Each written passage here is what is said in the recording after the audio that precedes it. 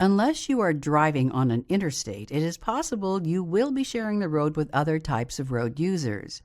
For example, you may encounter pedestrians and bicyclists while driving in urban, suburban, or rural areas. These situations are dangerous because collisions between vehicles and cyclists or pedestrians often result in serious injuries or fatalities.